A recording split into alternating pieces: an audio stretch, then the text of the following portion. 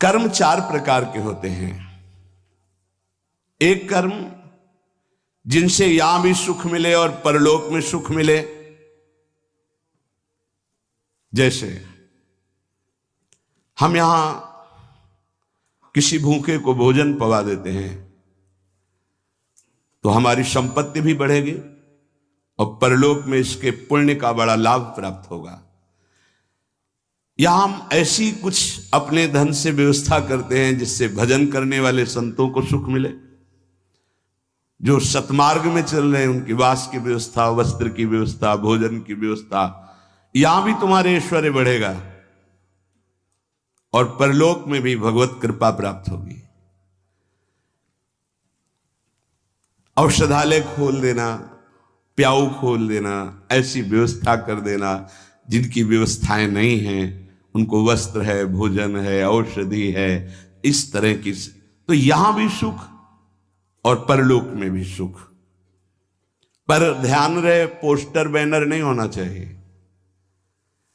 अगर आपने कहीं छपवा दिया या अपनी जबान से कह दिया तो उसका प्रभाव क्षीण हो जाता है, ये लोग समझते नहीं। आपने वृंदावन आए, 100 संतों को भोजन पवाया, इसके बाद पूरे गांव में 4-4 जगह बैठ के कि वृंदावन गए थे, 100-2 संतों को ऐसा पवाया, संत भी कह रहे थे कि वाह भाई, और 100-100 रुपया भेंट दी। वो बड़ाई जो आप झोंक रहे हो ना, सब खाली हो रहे हो आप, चुप। ये लोग कुछ ऐसे देहाभिमानी होते हैं कि एक पंखा भी टंगवाएंगे ना तो पंखा की हर पंखुड़ी में जिला अमुक, बाबा का नाम, दादी का नाम, और ये नाम और वो नाम, अपना नाम, पूरा पता, फोन नंबर सहित पंखा में ऐसे देखे गए। कुछ भी करना है ये सब। तुम्हें अपने नाम की चिंता है या संतों की सेवा की चिंता हुई? तो ये ध्यान रखो, जिनमें यहां भी सुख मिले और परलोक में सुख मिले उसे सत्कर्म कहते हैं।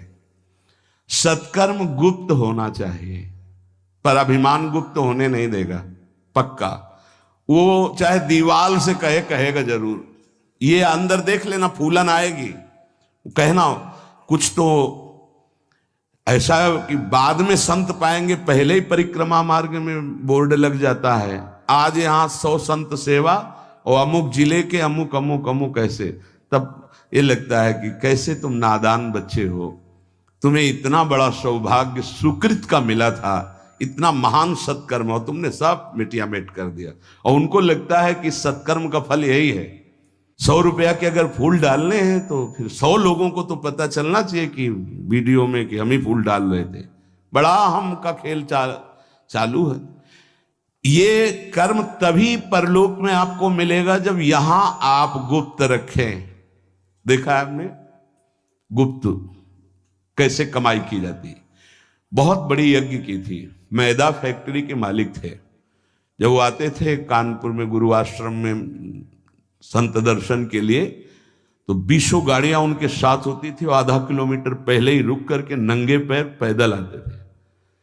जब वो यज्ञ करवाए तो एक हाथ में झाड़ू सोहनी और एक में डलिया, और जो ऐसे खा पी के दोना पत्तल फेंक देते वो उठाते। कहीं कोई पोस्टर नहीं, कहीं और इतनी दिव्य सब खान पान सामग्री सब ऐसी, और वो केवल चेक करते थे अपने कार्यकर्ताओं का, झाड़ू लिए हुई है वो लिए। कोई जैसे पूछता यज्ञ कौन करवा रहा, तो बोले हमको तो यहाँ दोना पत्तल फेंकने की सेवा मिली, हमें तो पता नहीं। कोई जान नहीं पाया कौन करवा रहा है। अपने लोग इसलिए जानते थे कि प्रेरणा से हो रही थी। ऐसे सत्कर्म की कोई जान ही नहीं पाया कि किसने करवाई यज्ञ। और इतना बड़ा खान पान, कानपुर महानगर जहां लाखों लोग खाते पीते, उनके पास कोई कमी नहीं, कहीं भी कोई अभिमान का लेश मात्र नहीं। दूसरा मतलब पहला है जो इस लोक और परलोक दोनों में सुख प्रदान करे, वो ऐसे धार्मिक सत्कर्म। दैन्यता की मूर्ति, साधुता अपने आप आ जाएगी जब आप ऐसा समर्पण करेंगे।